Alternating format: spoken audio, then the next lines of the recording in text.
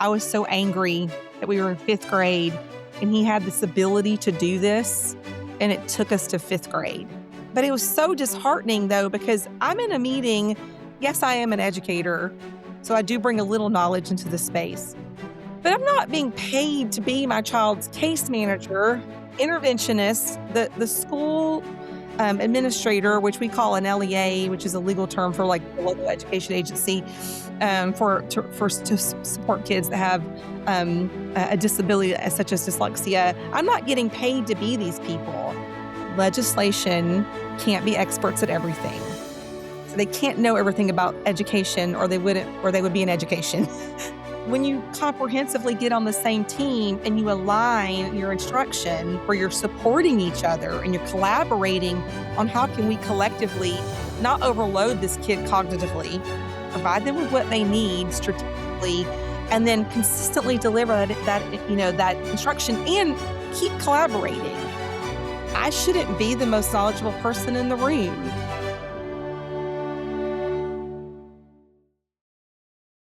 Welcome, everyone, to this episode of the Reading Symphony Podcast. We are so incredibly lucky to have Missy Purcell as a guest today. Missy was born in North Georgia and currently lives in Metro Atlanta with her husband, Mark, their 3 boys, Harrison, William, and Matthew, and 2 fur babies, Barkley and Bauer.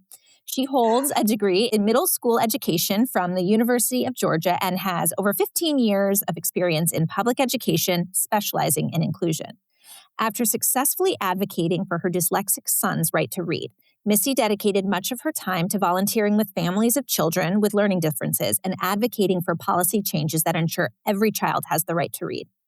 She co-founded Gwinnett Advocates for Dyslexia, a grassroots organization advocating for evidence-based reading instruction in Gwinnett County, and serves as the education chair for Decoding Dyslexia Georgia, a parent-run grassroots organization pushing for change at the state level. When she's not working or advocating, you can find her with coffee in her hand at a band concert or on the baseball fields cheering on her boys. Missy, welcome. I'm so happy you're here. Well, thank you. I am so honored to be here. Of course. So, as you know, I've shared with you, I first heard your name on, I believe it was episode 5 of Sold a Story. And I know that you were, probably actively doing advocacy even before that, but I'm just so glad that I learned about you through that episode. And I have been so amazed since following you since then and all of the advocacy you're doing. So I can't wait to jump in and ask you more questions about that. Thank you. I'm so excited. So on that episode and throughout your advocacy, you're always very honest that you have a child with dyslexia. And I'm so curious how you think about the challenges your family went through to support your son and how that experience led you to this advocacy work you're doing today. Yeah, so it was incredibly challenging. I think that's actually what made me an advocate was the journey to support our child. It was so shocking to me as both an educator and as I think a relatively plugged in parent, that it was so difficult to get what our child needed. We couldn't even get the bare minimum. We just couldn't get what he needed. And so there's something in you as any human, but especially as a parent or a caregiver, the person responsible for another human when they need something as critical as an education, and reading is what you need to be educated, and they can't get it. It's kind of no different than when your child needs a medical procedure and you can't get that, or they need a device and you can't get the device to support them. It's these things that your kids need, and it's so astounding to me that that is such a fight. I could not believe not only that it was a fight, but even when presented with evidence, like hardcore evidence of this is the better way to do this, this is the effective way to do this, the evidence-based way, there was still pushback. It was just mind-boggling. And so for me, it was that journey of the realization that this was not going to happen easy. It didn't matter if I was the person who showed up with brownies for the meetings. It didn't matter if I sent the nice email or the more direct email. It just wasn't going to happen at that moment in time. And so there was a part of me that once we got him help that thought, I just cannot believe this is a real thing, that this is really happening. And so, yes, I was long before the podcast, I was grappling with that, but also starting to see that it wasn't just an us problem. It wasn't just like someone said, "We're just not gonna let Missy's kid learn to read, so we're gonna put up a barrier just for Missy." There was a barrier in the system. The system was incredibly, shut off to what worked best for kids. There was literally like a roadblock, so anything that was evidence-based, it was like, "We don't want that here." And I don't think they were actually saying that, but that was the way it felt. So for me, I just started sharing our story a little bit, and you bump into parents in the car lane, we used to walk to school, so you walk with parents and they suddenly share their kid is having a problem and you're like, "Oh." So ironically, in that process of fighting for Matthew, one of our good friends she'd kind of been like a co-room mom with me for years, she started sharing with me about her child. And it was literally like she had a daughter and I had a son, and they were just like the exact same thing was happening. Same. And so together we became a little powerful because we realized we weren't alone. And so then others would hear about, "Oh, you should talk to these moms because these moms have been having that problem." And so suddenly I call it the underground railroad of dyslexia parent support, because it was like this little secretive, like, you should go talk to Missy, you should go talk to her friend, and so that's kind of how we created the Gwinnett Advocates for Dyslexia, because a few of us ended up in a Zoom call because we saw a meeting at the county where they were claiming to do things the right way.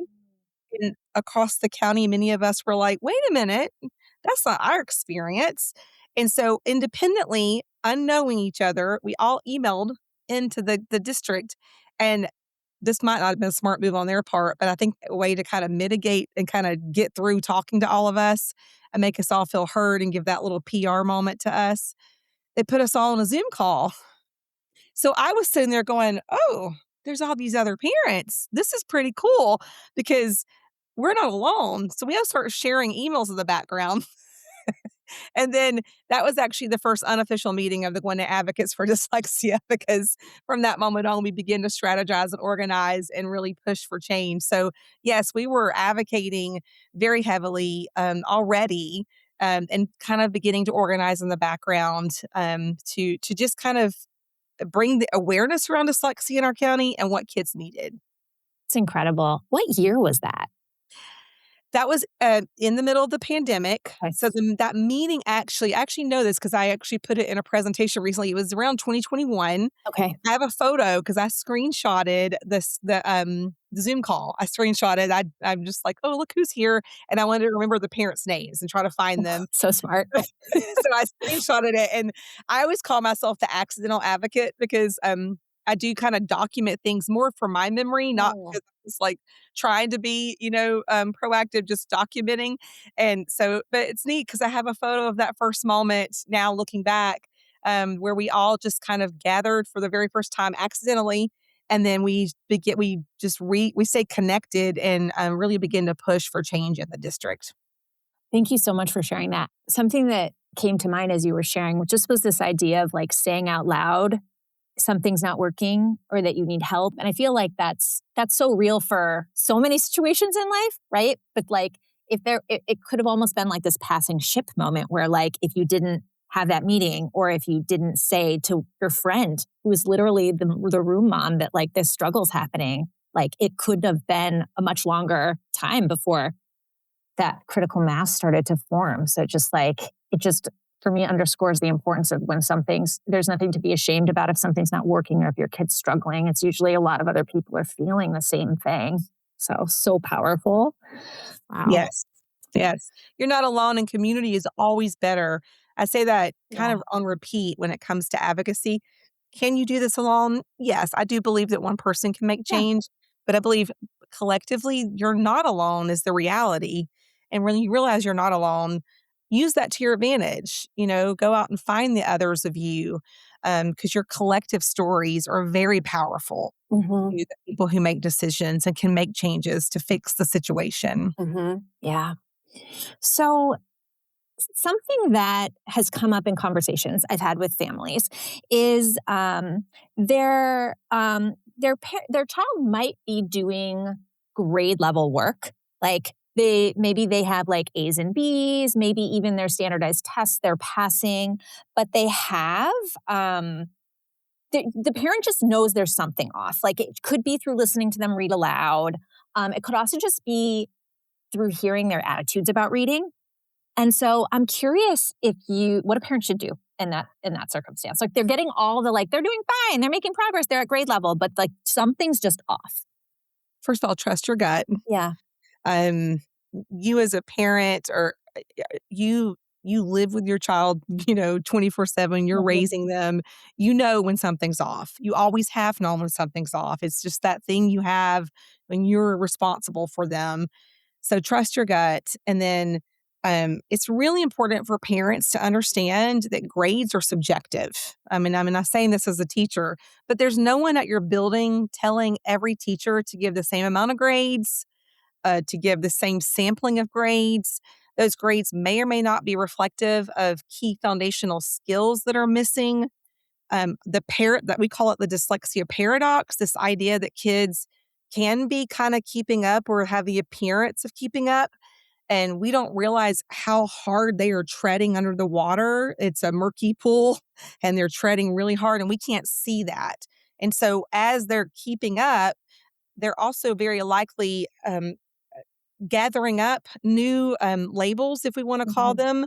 So they might be acquiring anxiety about school or depression or just a bunch of other what we call comorbidities because they don't have the understanding of why things are so much harder for me, why I'm having to pretend like I understand things when I don't, why my peers, the kids around me, seem to finish things so much faster, or why I study so hard and I barely got that grade, but the person beside me seems to do nothing and get the grade. Why I can't keep up with note taking. Why is my handwriting a little bit messier than my peers? Like I have a hard time reading what I wrote. There's all these things that we could be seeing in the realm of literacy. A lot of kids even can present as what we call dual exceptionality or twice exceptional, where they're gifted and dyslexic. So they very well can have great grades, but we could be inadvertently compounding unnecessary comorbidities because we are not realizing they're missing foundational skills. And so they're struggling. So I would say trust your gut. I would also say you have data right in front of you. Once again, back to my accidental advocacy, Mhm. I keep everything my kids do. I have boxes of all their schoolwork. And so when I started getting really worried about my son, I was getting oh, he just has a summer birthday. He's young for his age. He's a boy, got a June birthday. But I have a boy that has a May birthday and a boy that has an April birthday. There's not a lot of difference. We're talking month 2, 3. Those 2 boys didn't struggle at all. So it was weird, like 1 month is less than a month's difference between my oldest and my youngest, and this one's got some Yeah. major, so trust your gut. And I went back to the papers and I started seeing, oh, he was erasing so much, he was putting holes in papers. And he was, yeah, couldn't read a lot of what he was writing. Um, I would ask him to redo assignments at home and he couldn't do it. There were all these rhyming sheets. Not being able to rhyme is a big red flag. Mhm. Mhm. Dyslexia, he couldn't rhyme. You could see where he struggled so much with these very simple activities. So you might see that they struggle with simple things, but then they somehow mask their way and limp their way through a test. We also don't know. Some schools are letting kids retake tests more than once because they're looking for mastery. Mhm. Comes the mastery is with a lot of support that's not Mhm. documented. And so my son was getting additional support that I was unaware of. So his grades did look good. He had all at that point it was S's and E's because it was early elementary. But he even when he got into second and third grade, he had mostly A's. And yet he was actually nowhere near a proficient reader. He was 2.5 grade levels below his peers. And so trust your gut, look at your own data, start asking for the schoolwork to come home if it's not. And if you really, really can't get them to believe you, seek the advice of someone in your community. I do know it's expensive to have a child privately evaluated, but you can do something like find an Orton Gillingham tutor or someone that's just a reputable a tutor in your district that's aligned with structured literacy or the science of reading, and see if they'll do a simple like phonics survey of your kid just to get some data on like do they know these core foundational skills, and if that and take those results into the building and say I had this done. I've been worried about this in combination with these other things. I would like for us to have a closer look at my child's progress. I'd like to see get an evaluation done at the school to support. Such good concrete advice there. Back to your comment about sometimes hard to know whether support is being provided to produce the good grades or the satisfactory.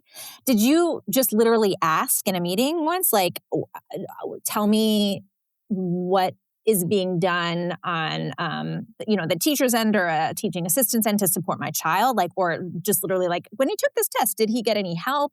How did you unearth that? So I was getting all those classwork pieces coming home, and it was really telling me a quite different story than the grades. Mm-hmm. I started asking questions like, it's interesting that he has an A in reading and even in writing, or I guess it was an E at that point, maybe.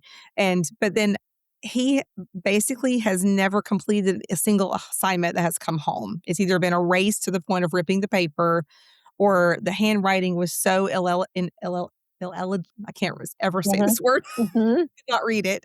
Um, Yes.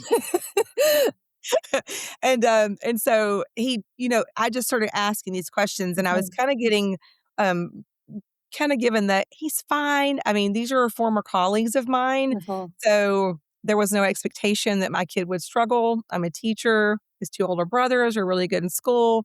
You need to kind of chill out, right? He's fine. I even got, we have some kids that are really struggling. Your kid's fine. We've got some people coming in to work with him. Turns out they were peer tutors, which is really not helpful.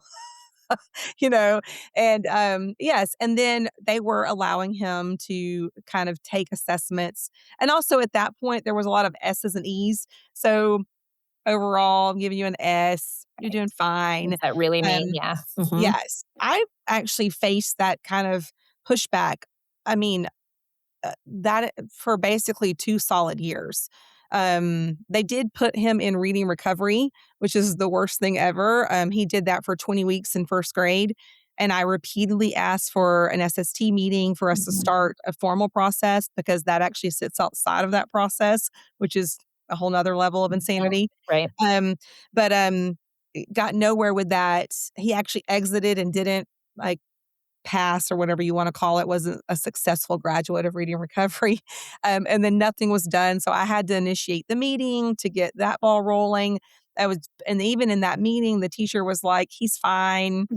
So so it was, basically me kind of becoming a private investigator, learning to ask good questions, like, "Did he do this independently, or did he do this with assistance? Mhm. How many attempts did he get to do this?"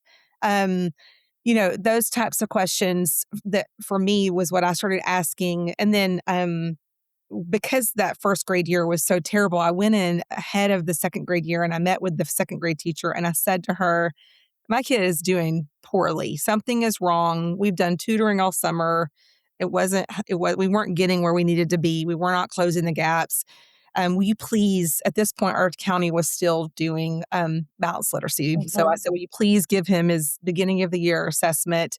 Um, and it was funny because he left 1st grade on grade level, according to the benchmark assessment system. He was a J, so he's Mhm. right where he's supposed to be. And when she assessed him, even though he had had 2 solid months of tutoring, he was barely a D. I think she actually kind of thought maybe whatever that means, right? Yeah. We don't Right. really know what that means, but it Right. clearly showed regression, major regression to like a kindergarten level.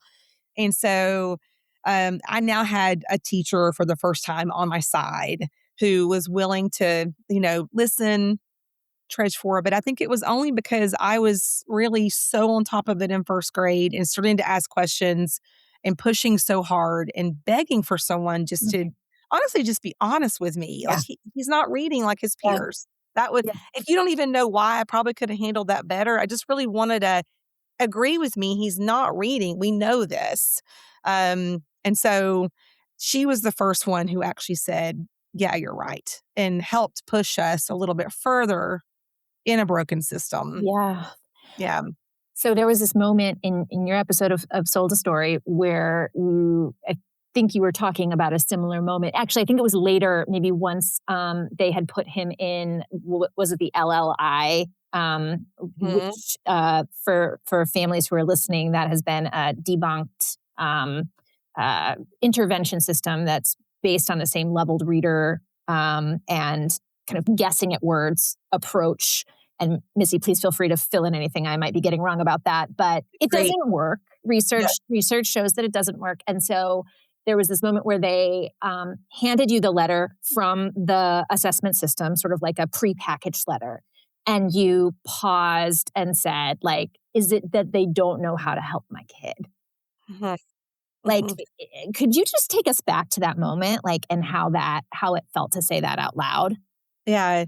Yeah, I remember that day so clearly because, in fact, they had actually, in that system, to make a long story short, there are actual assessments, like cold read, running records that you give, the benchmark system. And then there's the LLI system, which complements, it's in this ecosystem of balanced literacy that is the actual um, program and supports to take a kid and move them through these levels. And they're ABC levels. I call them the ABC, the ABCs. And they mean nothing because if you ask them what skills the kid needs to get from one to the next, everyone kind of freezes. It's like there's a glitch in the system and they can't believe you just asked the question. So, you know, we're in this meeting and they hand me this new running record. Well, it was an LLI running record, which is really just part of instruction. It can't be used for benchmark assessments. So it can't be used to level the kid, is what I'm trying to say. Mhm. Like the assessments can be Mhm. used. And he had also read that one passage. I had like 5 other copies of that same running record. So now he's been stuck at this level for so long that he's been given the same running record, and he's finally managed to do a little better. And they're bragging about it. They're bragging about this growth, and how he's made it. We finally and I had to be the one to say, "I've done my homework." I went and figured out the difference between the benchmark assessment system and the level literacy intervention, the LLI, and how these are not the same systems. They are products made by the same company, but we don't use a running record as a benchmark assessment. So, what I did is in this broken system, I took their broken pieces and used it as more evidence for how it really wasn't helping my kid. But it was so disheartening though, because I'm in a meeting. Yes, I am an educator. So I do bring a little knowledge into the space, but I'm not being paid to be my child's case Yes. manager, Mhm. interventionist, the school administrator, which we call an LEA, which is a legal term for like a Mhm. local education agency, to support kids that have a disability such as dyslexia. I'm not getting paid to be these people. I shouldn't be the most knowledgeable person in the room. And it's not like I'm some super brilliant human, but I just did my homework. And Mhm. it was as simple as getting online and going to the companies and figuring out their products and how they're supposed to be used. There are pages and guides online. So if parents are out there listening, start doing your research. Ask them, like, what are you using for my kid? Try to find out the evidence for that. If they won't give it to you, look to see if there's any evidence that it actually is effective for kids that fit your profile. Mhm. So like if they're using a program that doesn't have any evidence that it works for kids with dyslexia, then why are they using it for your kid? Right. It, just Right. having an intervention, my story is proof of that. Just giving your kid an intervention is not a solution. And they make you feel so special. Like when my kid was in reading recovery, he was selected as this one of these few kids, and then now he's going to get LLI. It's this great program. I was even told that it was good for kids with dyslexia. It's not. There's Mhm. nothing out there that says it is. And so I think for me, it was it's a hard moment to have um, a, someone who calls themselves an expert or a professional or a specialist in a room handing you information about your child, and you know more about your child than they do, and they're not listening. Mhm. And they seem to be really behind the times on this conversation that's happening on a national level that's full force. I mean, anyone in our spaces, if you say hashtag SOR, we're like, Mhm. reading, you know, literacy, and you just, everyone just knows we're just and you go into these spaces and it's like they've been firewalled Mhm, mhm. to all of it. Yeah. And they don't have any idea about this big conversation that there's a disconnect between the knowledge that we're all privy to and what's actually making it into classroom practice in our schools and buildings. Mhm. And you and you were a balanced literacy teacher and, Mhm, very much pro Lucy Calkins in the same way I was mhm. early in my career as well. But yeah, I think sometimes it's like being in the right place at the right time, hearing about the questioning of this practice and then digging a little deeper. And there are a lot of educators who if you don't find yourself in the right conversations, or if you're not trained, which is the case with most of our educators, although it's getting better, you you're not a bad person if you don't know. No. But when you have someone sharing this other view and Mhm. and you're resisting against it, that's where it becomes really Yes. hard to assume the best or to be Mhm. patient. And so you moved your son, to a private school Mhm. to really focus on remediating and supporting his gaps. What happened? Yeah, so when Matthew was in the 4th grade, that's we were still trying to work with the school at that point really hard. Fast forward through a million IEP meetings, didn't work out great. So I always fast forward and say we exercised our parental rights. We filed due process. Have an NDA, so I'm not allowed to tell you Oh, okay. uh, Yeah. what happened in that. But I can tell you that my child did go to a school for 2 years.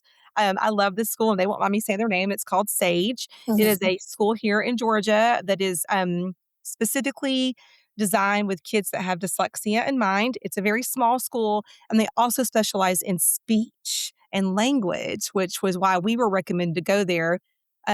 Through part of that process of trying to get more information from the school and work with them, we got an IEE, which is an independent educational evaluation, which is something, if you don't know as a parent, is your right. If you disagree with the school's evaluation, you can request an IEE to be paid for at the district expense. The only way they can say no to you is if they file due process against you, which is rare. Okay. Does happen, but it's rare. Okay. So we got an IEE and had our child evaluated, which is where he received his formal medical diagnosis of dyslexia. Because prior to that, he had characteristics of dyslexia from his school evaluation, which is fine. Either way works. But it was kind of nice to have a confirming medical diagnosis.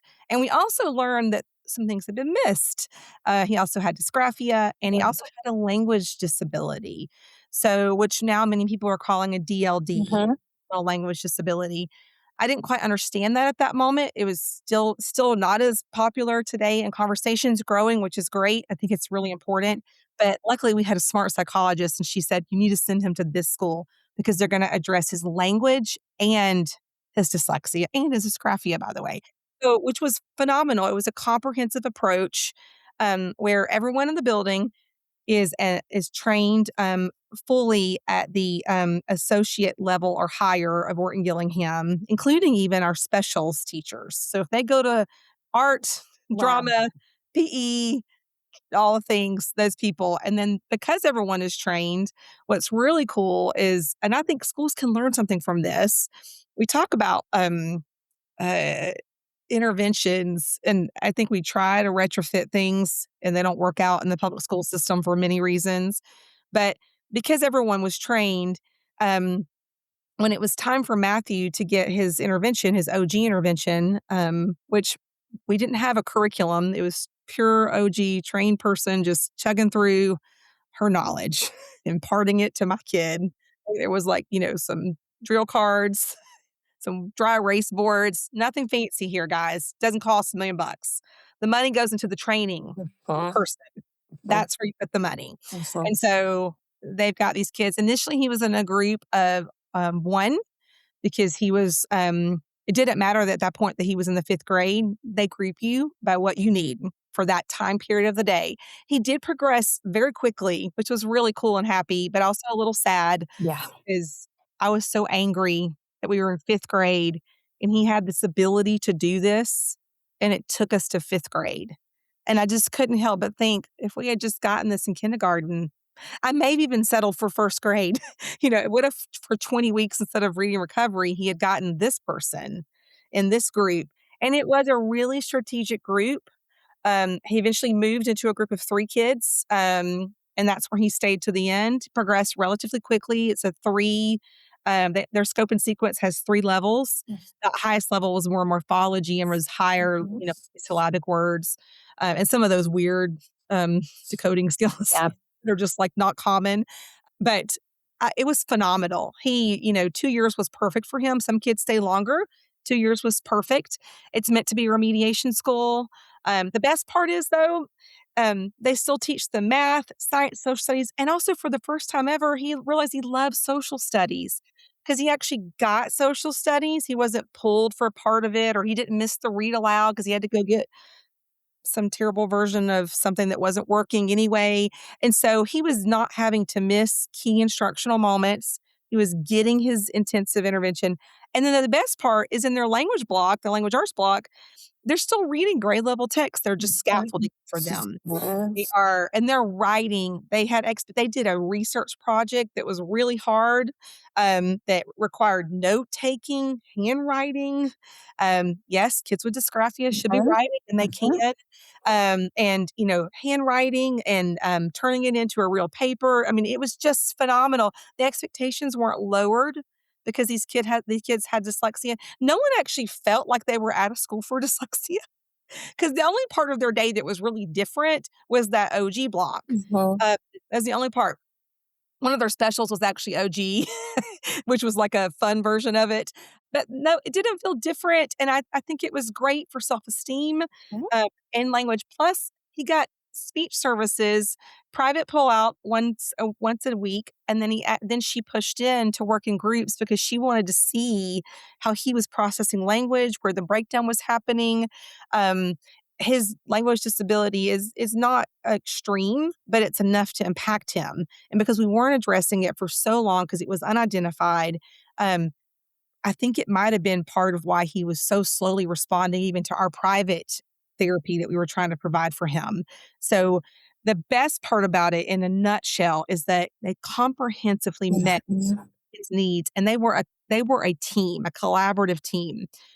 Too many times in the public school, what I often see every time I step into a meeting that I know personally myself is like the speech person's working on speech goals. And then the OT person's working on different OT goals. And then the interventionist over here is working, like, even just recently, it was like this kid was struggling with CBC words, but they were having a problem with some certain speech sounds. And then magically, it turns out the words they couldn't read were also the same words that were a problem in speech. And then they were having a problem with encoding because they also were struggling with writing some of the same words. And so when you comprehensively get on the same team and you align your instruction where you're supporting each other and you're collaborating on how can we collectively not overload this kid cognitively, provide them with what they need Mhm. strategically, and then consistently deliver that instruction and keep collaborating. It's not just like we created a plan and we ran with it. Let's go back because guess what? Matthew responded really quickly when he started getting the right supports. This kid is smart, he can do it. And so, they bumped him into a new group. And then he didn't have to, and then he actually became like a star math person. He aced the math test that they give them. And it's just amazing what we do. So that's what I would consider like real s- um support system is everyone working together and utilizing your staff, and they're able to provide the OG because everyone is trained. So when it's time to provide supports, you're getting a high quality person working in those groups all around the school. And so everyone's getting what they need during those times. And you may be working with kids all different ages. Yeah. It doesn't matter because if you need to learn short vowels, Huh? learning short vowels. And Huh? when you learn them, if you move faster, you're moving up to a different group. That's fine. So I don't even think it's super rocket science or it felt like heaven and magic to me. But when I look back, I'm like, this is the way to do this. And it's not, like I said, the most expensive part about it is training the teachers. Absolutely. Yeah. And I'm just trying to think like, for the systems that exist in our public schools, um, there are certain barriers that every single district faces, but it sounds like the characteristics that are incredibly powerful that can go far fast are the cohesive structures that speak to each other. Like if you're getting this support in speech, it should talk to the support you're getting in your spelling small group, and then the training of the teachers. And I say that not as a like, oh, duh, it's so obvious, because I was in the system for a long time, not having done training myself and not training teachers I was supporting as well. But it makes me think a lot about there's this really exciting momentum around legislative changes right now across the country.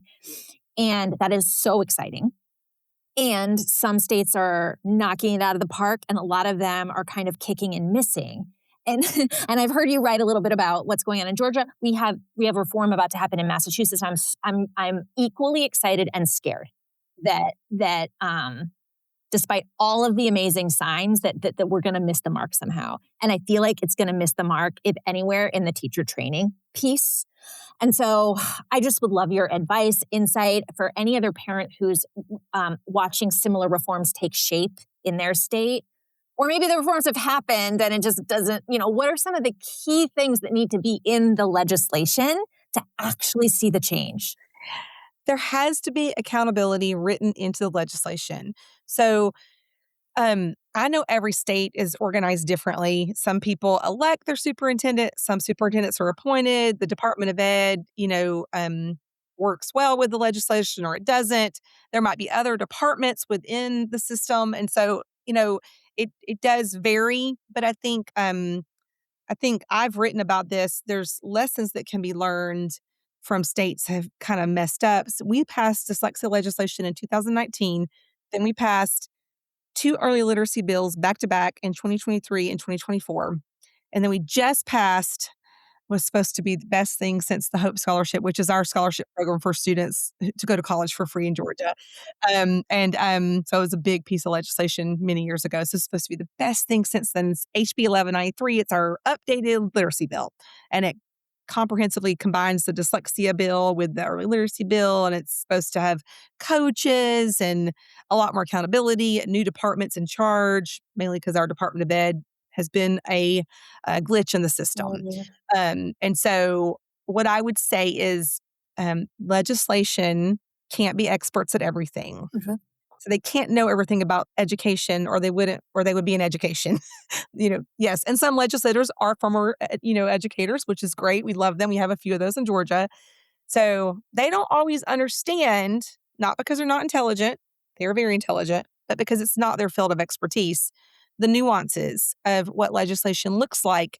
Once it goes to the Department of Ed, it gets turned into policy, and then it gets filtered down to each district, and then each district takes it and then puts it with their local policy, and then it finally filters into the classrooms. So they don't understand that all the places that things could fall apart and how critical it is that you provide strong accountability so that at each part, it doesn't fall apart.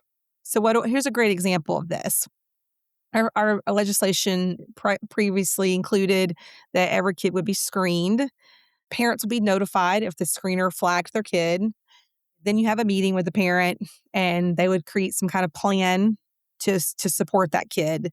Basically, the first bill had no timelines for that. Okay. So guess what happened the first year the law went into effect? Schools in Georgia, no joke, were taking the dyslexia portion of the screener, which included like RAN and, nonsense word decoding and fluency. And they were like, in August, when we give the universal screener, we're going to give a RAN. And then in December, we're going to give a nonsense word. And then we'll wait to give that ORF until May when we do the end of the year.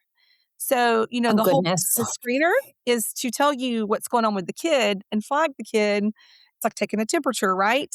Just taking a temperature so I can see if something's wrong, so I can do some more assessments like diagnostics, right? So I can do more assessments to see what's going on. What's the core key problem here? Well, if you don't ever evaluate the child fully until the end of the year, then you may not know. And also think about some of these kids we talked about earlier that might be high flyers, right? These twice exceptionals, Mhm. maybe some of those foundational skills, especially if their parents been paying for some therapy on the outside, they've been Mhm. getting some OG or something or tutoring. They may have some of their phonological awareness might be flying better because they've gotten a little support. Mhm. They are capable of learning. But their fluency, if you had checked it, is really down, right? And so then you're like, oh, we've got some gaps. Maybe some of those higher level skills are still missing. And as this kid keeps progressing, we're going to probably see drops in some of these scores because now they're normed to mid and end of the year. So there's a great example of, whoopsie, we didn't put timelines. Now, you would think the Department of Education, the educators would go, we should set some timelines, but they didn't, Mm. because the bill didn't tell them to. So we're just going to do compliance. Mhm. So I would tell people, try to stop the compliance train. We're not looking for just compliance here. Mm. Right? So if you have a state that is, kind of leans toward just being barely compliant, which often in education, then you're going to have to fight very hard on the front end to flag possible problems. Learn from former states, flag problems that like you must actually really vet screeners and high quality instructional material. It can't be the company vetting themselves, which is what has happened in Georgia. Yeah. They gave the RFP to the company. They said, yeah, we do all this. They put 16 screeners on a list. So then our legislators had to go back and pass an amendment and say, well, now we're going to create a group, an independent group of 18 people from across the state of Georgia to do this process right and present no more than 5 vetted screeners.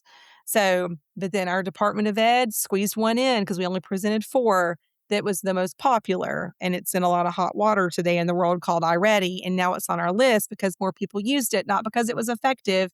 So, like, they probably should have said the DOE has no voice in this, but they didn't.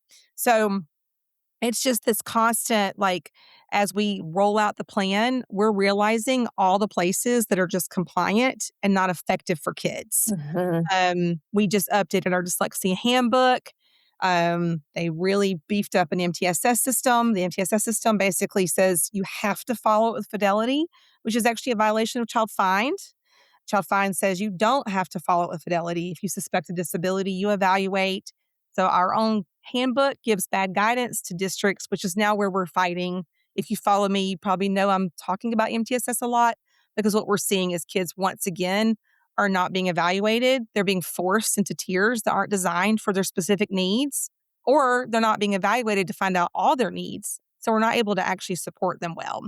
So encouraging your legislators to really build an accountability so these things don't happen and there is accountability for each level of the rollout plan to keep in the spirit of the law. The spirit of the law was some good legislators who listened to people who realized there was a reading crisis in your state. They really intended for kids to learn to read. Somewhere along the way, we played the compliance game, which doesn't really ever get kids what they need. Right. It checks a box, but it does not get kids what they need. Wow, that's so helpful and wise. So it really seems like a concrete next step. Whether you're in Massachusetts or Michigan or wherever the legislations are taking place, or even if they haven't yet, it's calling your local legislator and telling them what's on your mind, Yes, and please. asking them, is there any other advocacy advice for that type of work, or is that really where it starts? Yeah, two places I would start with.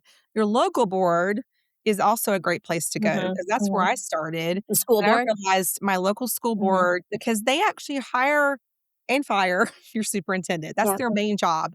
They also do have a couple of, they approve like large purchases and some Mhm, other mhm. small things, but their main job is to listen to stakeholders and hear the stories and then take those back to the district to say, hey, did someone follow up with this person? They don't get involved in the local operations, but they do have that accountability piece.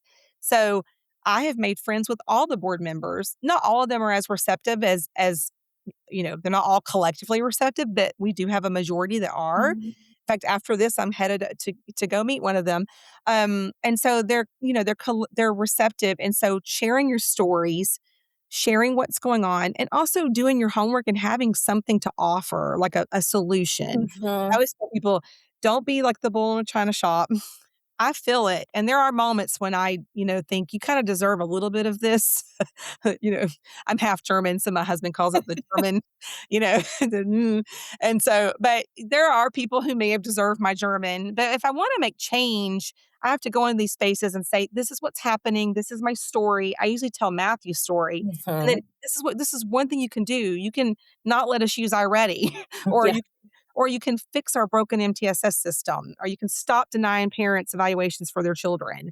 You can train our teachers better, like giving them concrete things that we can do and not 10 of them, try to have a few. Yep. But we did that with Gwinnett Advocates for Dyslexia. We did actually get rid of balanced literacy, reading recovery. We've struggled with implementation of these, as we've termed this Titanic. We're the largest district in Georgia. It's no surprise that we're struggling. You got to have a little grace somewhere. Grace mixed with there's also kids who need us to get this right because they're really far in the system and we've been failing them for a long time. So locally, you can make change, but statewide, go to your state, find out who your local rep and senator are, and reach out to them, send them your story, ask if you can meet with them, especially if it's during legislation season, go to the Capitol. Georgia has a really open Capitol where you can go to the ropes and you can call your legislator to the ropes. And that's actually what we did back in um, well, we did that for the dyslexia bill, but in 2023, when the first literacy bill, the new literacy bill was for all kids was passed, we went to the ropes and we got rumor that this new freshman rep was carrying a bill. And she comes out and her name is Bethany Ballard. If you're listening, Bethany, that's a shout out to you because she was amazing. She's a former teacher, but high school, she Mhm. didn't understand early elementary reading instruction, but she was carrying this bill. And so we initially had a conversation with her, realized that she was powerful, but also didn't know all the things that you need to know to fight for this. So you know what we did? We gave her sold a story and said, "Go home and listen to this." You know what she did? She listened. And I'll tell you what, I mean, she went from being passionate about this because it matters and she's a great leader, but then she was a passionate, informed Yes. advocate. So now she was an advocate, and by the time that bill got to the floor and she was having to defend it on the floor, she didn't need us. She was out there doing this on her own, and it was amazing. So, sharing your story, giving them resources, start with like a sold a story or a podcast. It was amazing, the power of just going to the Capitol, introducing yourself, a little bit of your story. She said something that day that I didn't quite agree with, and it was so funny because our one of the state leader of the Dakota Dyslexia, I was with Dakota Dyslexia. She kind of just grabbed my elbow and I was like, I know." And then Yeah. we exchanged numbers. She trusted us, and we built this great relationship. You can do that. I did that with another, senator just last year 'cause, he was trying to we passed that bill, but written into our code was still, early intervention program, which is EIP, which is not IEP. It was super confusing here in Georgia.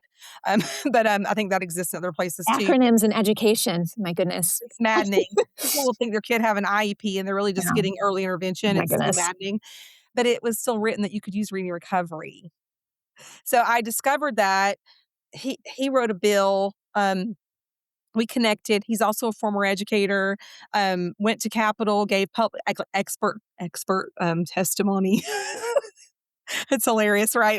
But here's the power though, I'm a parent, I'm a Yes. teacher. Yes. You know what? I am an expert because I can tell Yeah. you how it failed my kid. I've done the research.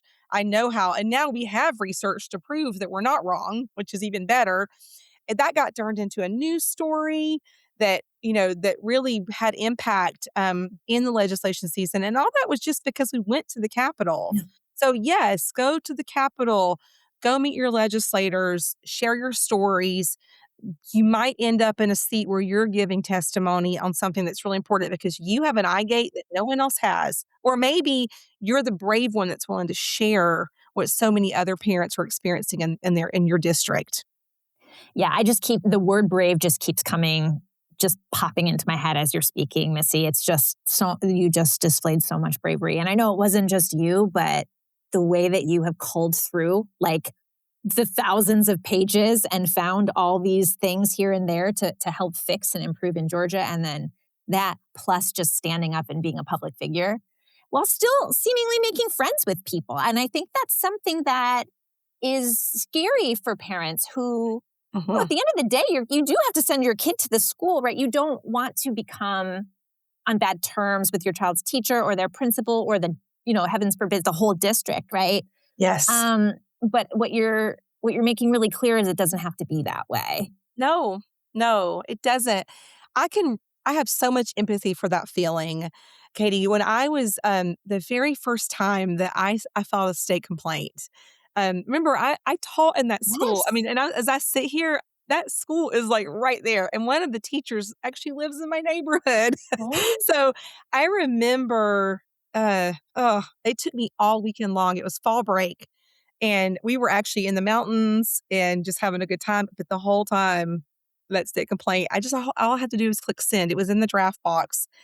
I knew the minute I clicked that, I was no longer just becoming like the kinda difficult IEP parent, the ones you dread, and I didn't wanna be that, but that's basically what I felt like I was. But I knew that when I clicked that, like, I was officially becoming that parent, because now I just, like, I up the ante. I basically I told the state that you weren't doing your job, right? I filed a complaint that there's a failure to implement my child's IEP as written. Something's not right here. And it was hard. I remember just thinking, "Oh, I'm gonna be hated." I don't like to be disliked. I do generally get along with my peers. If you were writing a little, report card for me, she gets along with her peers. She's a good friend, I was, room mom. I was on the served on councils, and I did all the things that you do. I was a teacher, so I knew all those people.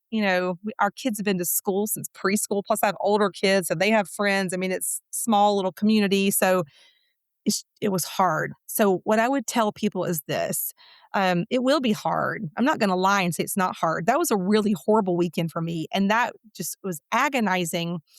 But there was this truth that I finally got to after wrestling all weekend long, and this was the truth.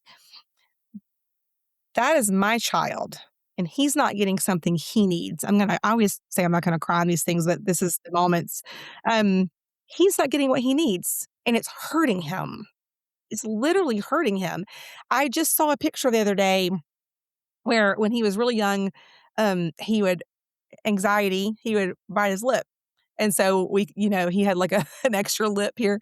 And it was a little picture of him in his baseball uniform. He's a little kid and he got this. And it was because he was so stressed and no one could see it at school, right? I mean, you really could if you knew how to look for it, but they didn't know how to look for it. And I remember looking at him that weekend. We were in the mountains, we were in a cabin, and I was just staring at him. He was asleep, he was tired. We'd gone for a hike or something, and he was passed out. And I thought, the only person I care about now at the end of this day, at the end of this life, is him. I want him to look back and know that his mama fought for him and that he deserved to be educated. And if these people who are supposed to be my neighbors and my community and my fellow colleagues and my child's teachers don't care enough to do the right thing, and I do realize there's systems in place. I was in the systems, so I don't judge. I know that. But at the end of the day, my kid was struggling and literally falling apart. He now had raging anxiety and because of not getting what he needed at school. That's just absolutely ridiculous. We think about trauma as being like kids who've gone through some really terrible life-altering experience, but trauma is happening every day in our schools when kids don't get their needs met. And we may dismiss it and say, "That's not real. It's not as bad as a kid that, maybe, went through a really horrific accident or some terrible, you know, crime-related event." But it is terrible for this kid because what they know is I'm failing every day. I'm aware I shouldn't be, but I am, and I don't know why, and no one's helping me. And so I just decided that he mattered more than what they thought. So I understand that feeling. But just remember who you're fighting for. Remember, they don't have anyone to fight for them. So we can either appease the school system and allow them to keep hurting our own kids and others, or we can be brave and stand up. And I would ask our teachers, stay curious. When a parent says, my kid's coming home every day really upset, don't say, we don't see that here. Say, oh, can you tell me which days that happens? Mhm. Every day. Oh, I wonder what's happening because they did leave and I thought they were okay, but maybe they're not. I wonder what's going on because I was thinking my kid was being bullied or something. And really, it was just that he wasn't getting what he needed and he was miserable. And he came home and he had masked all day and he had nothing left. And I was a safe person. So what did he do? He just collapsed, lost it, usually had a moment of really big anger, and then he would cry a little bit, and then he would collapse on the couch and just, like, fall asleep for, like, a daily nap. Um, and so he didn't need to do that. He didn't need to live his life like that, and if someone had just been a little more curious, coupled with my bravery, and if we could come together, but that never really happened in a system level. I had a few good people. I did have this one amazing angel teacher who tried her best, but in a broken system, she was very limited. She didn't even have decodables. She was trying to teach him the right way. And we were like Googling free decodables, you know, parent teacher working together because she didn't even have what she needed and she wanted so bad to support him. Fun fact, she got her dyslexia specialist Oh, I love that. and because of Matthew, like it inspired her. That is an amazing teacher because she stayed curious. She didn't know all the answers. She went and got them. And what is she doing now? She's helping kids. And I actually go to meetings sometimes where she's still in the meetings. It's been a while since I've done that, but I've been in meetings with her where she's helping other kids and I'm there helping a parent. And we're like on the same page. And that's a cool thing. That's a really beautiful, powerful thing to know that. And that's the school where Matthew was. And so good things are happening in that building. Is it perfect? No, but much better things. I did have a friend whose son, she just put a card in my box just right before this, I got it. Her son got all the way from kindergarten to fifth grade. It's in middle school now and got what he needed. He's a trans exceptional and got what he needed. And there were no fights for it. Every year at the same school? Yes. Oh, So that was Betsy. 5 yeah. So, like, that's pretty cool. We did have to fight to get him evaluated. That was kinda when it was still a little bit icky, but once we got that and got everyone going on the right path, we've just chugged along, and now he's in middle school, still chugging along, making progress, baby steps locally in our little small cluster, but still, that's a win. So, you never know that your bravery coupled with a teacher's curiosity, what it can do. And then just think about all the kids who are benefiting from these knowledgeable people, even if they can't do exactly like a private school or, private tutoring, um, the willingness to be curious and to want to learn and work with parents, um, that right there, we can be so creative in what we can do for a kid. And public school has to work. It's just down the street, so it's gotta be an option for a lot of kids, so when they go there, it's gotta actually work, you know, produce results, get kids who can read. Oh my goodness. Yeah, we don't have to know all the answers. We can say when we don't know when we need help too. That's the Yes. thing is that, and I think if somebody had said that to you early on, it would have been a very different story as well. But I just want to go back to something you said about how this teacher who became a dyslexia expert like changed because of Matthew. She changed partly because of Matthew, but she changed because of you. And I'm just so in awe of the just the tsunami of change you've created, Missy. It's so inspiring, and I feel so grateful to have this time with you to hear a little bit more about that. Would you like to run for president? That's hilarious. It's so funny. I don't take compliments well, so I'm over here making awkward faces. I know I love giving them. I hate getting them too, but it's very easy No, to give I you do 'em compliments. out all day. Same. Yeah. Yeah. It's so funny. I've been in meetings before where, like, someone's, like, tried to offer me a job to come back to the county, or I'm like, "No." Someone actually asked me to run for board of education. I was like, "No." I have a friend running right now, and I'm like, "I'll support her all day, every day." Um, I like the places I sit in. I think talking to parents about what's happening in local schools is a great way to understand where the system needs more accountability and where you can see it. So, if you follow me on any of my platforms, when I'm posting, it's because I've actually just seen something like that actually just happen and I can't believe it still. So it's more it's somewhat of my way to express frustration and a call to change. Um, and so I regularly still bump into those things.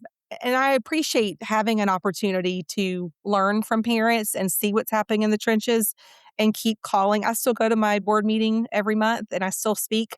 Speaking of humility and bravery, my first board speech, you get 3 minutes, and I went so fast to get way too much in 3 minutes, while holding a photo of Matthew, like a large 11 by 14, because I wanted him to be the story. Um, I, like, said, instead of, persistent, I said pervasive or something that didn't make any sense, and that I was so nervous, I was stumbling over my words, so, I always, like, tell people, "If you think I'm great, let me just share this video with you." True humility, like, you don't have to be someone Right. great, you Right. can stumble over your words, your voice can quiver, your heart can be racing, um, it can be very scary to send the email, to file the complaint, to challenge authority, to question data collection or your child's progress or grades. It can feel offensive to someone on the receiving end of that. Um, but that's where you get an opportunity to figure out how you ask. You can ask respectfully and professionally. You don't have to be rude. It may feel rude to people who aren't ready for accountability, and that's okay. Yeah. I've gotten comfortable with that. Mhm. One of the teachers was unhelpful for us, cried a lot, and one day, this might not have been super nice, but I said, "I should be the one crying." My kid is the one that's being failed. You grew up, you got a degree, you got to have a real job. That's what I want for him. He needs to learn to read to get there. And so that was probably one of my like not finer moments. I'm not perfect. I sometimes say the wrong thing. I'm probably emotional sometimes. I have filibustered a meeting before because I'm so annoyed at the ridiculousness that sometimes happens. But I don't regret any of it because Matthew was always my reason, and then all these future kids that I bumped into in families, they have a Matthew, and that's the reason. And then for all the parents who don't find a person that can help them, there's kids that are just literally being systematically failed and no one even knows it Right. because they're Yeah. making That's the what good keeps me up grades. at night. Yeah, they're passing and, limping through screeners, barely squeaking by. They're not low enough by whatever arbitrary standard someone has set for low. And so they don't get the intervention. Or if they do get intervention, it's like go sit on a computer and do some phonemic awareness on the computer, whatever that looks like. And they're not getting like the real thing they need to support their needs. And so they get to middle and high school and they hate school, they hate life. So the more of us that speak up that have figured out someone that can help us, the more it will help everyone else who hasn't quite gotten to another person that can help them. Yeah. Thank you so much, Missy. I have one final question for you, which is from a parent. Oh, So great.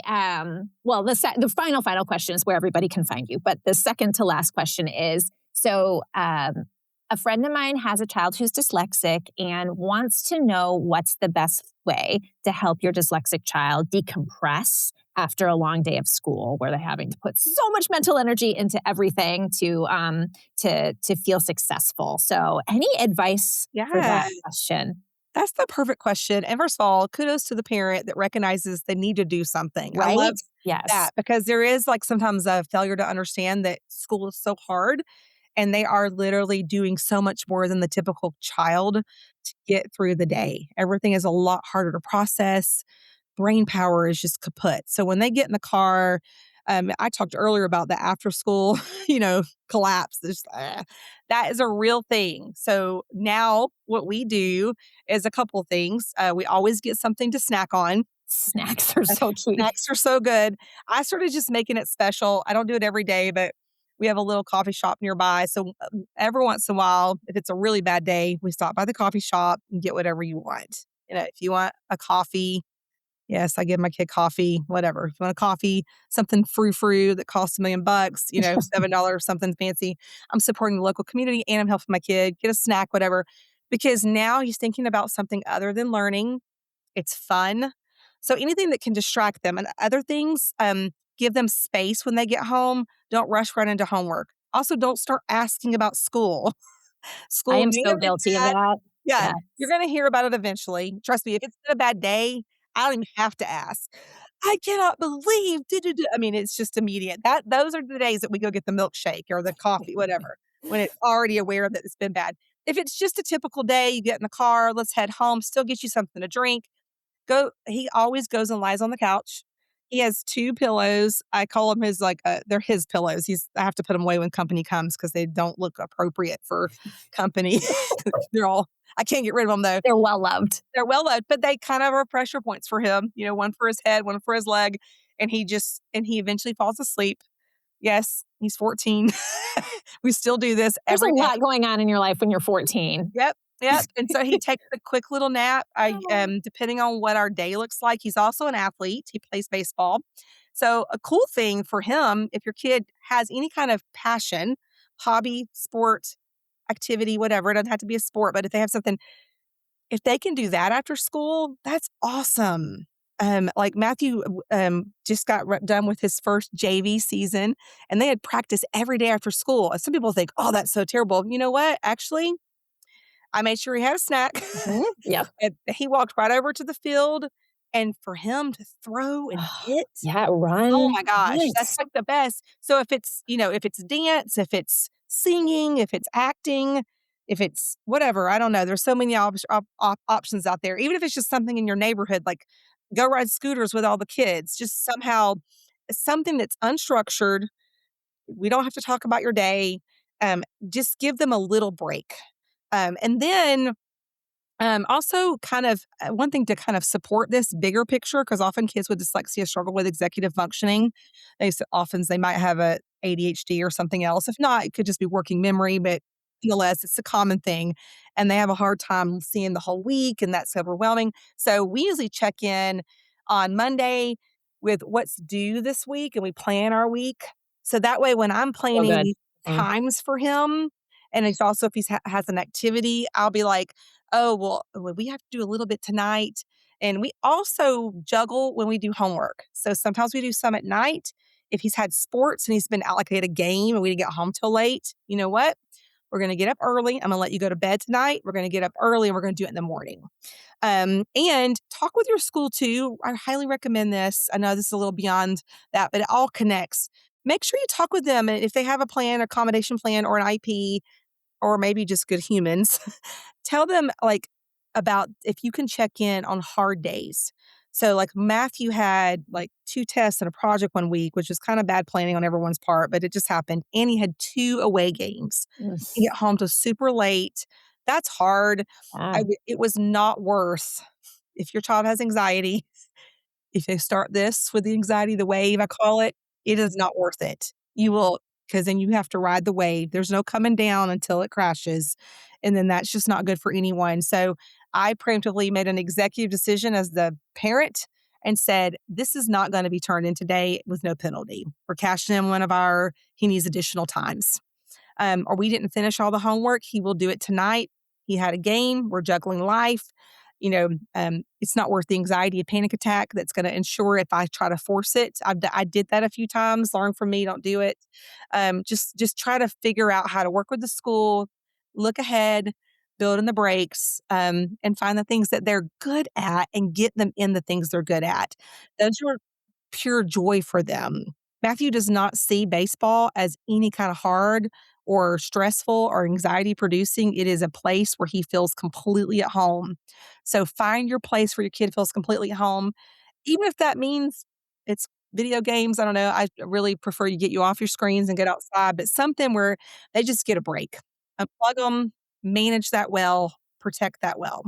Amazing advice. And I have a daughter who displays a lot of similar challenges that you've mentioned throughout this call that I've just learned so much from you, parent to parent, in this call. So Yeah. I know that Say the community. listeners will as well. Missy, where can people find you if they want to learn more about your Yeah. advocacy? You can follow me on Instagram at Miss Purcell Advocates. And that is also the same on Facebook. I am over on Twitter. It's just Missy or Miss Purcell as well. So I do tend to share the same things on Instagram and Facebook. Twitter is more like commentary on educational issues. It's a different crowd. She gives great commentary, everyone. So I highly recommend the follow. Check it out. I am on TikTok. I'm not as great on that. I'm trying. And I am on LinkedIn. You can find me anywhere. It's either Miss Purcell or Missy Purcell. So just look for me there. And then I do have a website. It's misspurcell.com. I do write blogs. I share resources. You can also find my email there if you want to email me, if you want to talk further. I am somewhat accessible. So if you have a particular question you have for your kid or you just want to talk or get some parent advice, I'm happy to listen, chat, and see if I can help you or give you a resource.